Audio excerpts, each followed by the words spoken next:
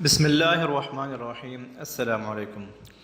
گنبد خضرا پر یہ قبر نما کھڑکی نبی صلی اللہ علیہ وسلم کی قبر مبارک کے وسیلے سے بارش مانگنے کے لیے رکھی گئی تھی۔ مزید آگے بڑھنے سے پہلے آپ سے ریکویسٹ ہے کہ چینل کو سبسکرائب کر لیجئے اور بیل کے نشان پر بھی کلک کر دیجئے۔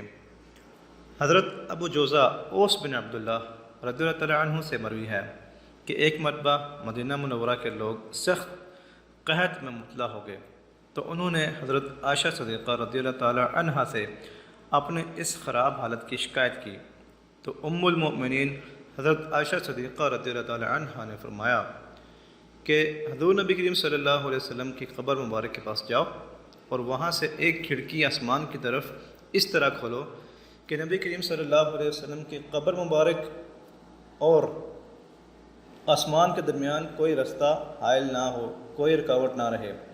راوی کہتے ہیں کہ لوگوں نے ایسا ہی کیا تو بہت زیادہ بارش ہوئی، یہاں تک کہ خوب سبزہ اگ آیا اور اونٹ اتنے موٹے ہو گئے کہ جیسے وہ چربی سے پھٹ پڑیں گے۔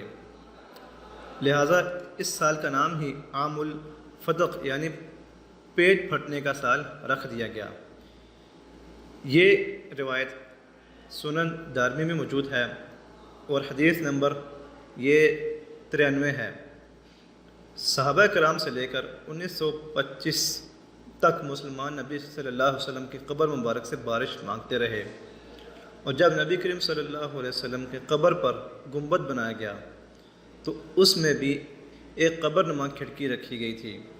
جب بھی مدینہ منورہ میں بارش نہ ہوتی تو اس کھڑکی کو کھولا جاتا تو قبر مبارک اور آسمان کے درمیان کوئی پردہ حائل نہ رہتا اور بارش ہونے لگتی، مگر 1925 میں ظالموں نے اس کھڑکی کو زنجیروں سے جکڑ کر بند کر دیا کہ لوگ نبی صلی اللہ علیہ وسلم کی قبر مبارک کے وسیلے سے بارش نہ مانگیں۔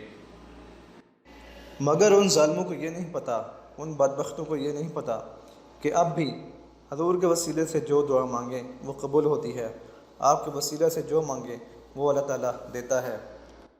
اس لیے جب بھی آپ کو کوئی مشکل، کوئی پریشانی پیش آ جائے تو 2 نفل ادا کر کے اللہ کے حضور سجدہ ریز ہو کے حضور کے وسیلہ سے مانگے، انشاءاللہ آپ کو وہ عطا کیا جائے گا، آپ کی وہ پریشانی حل کی جائے گی انشاءاللہ عز و جل۔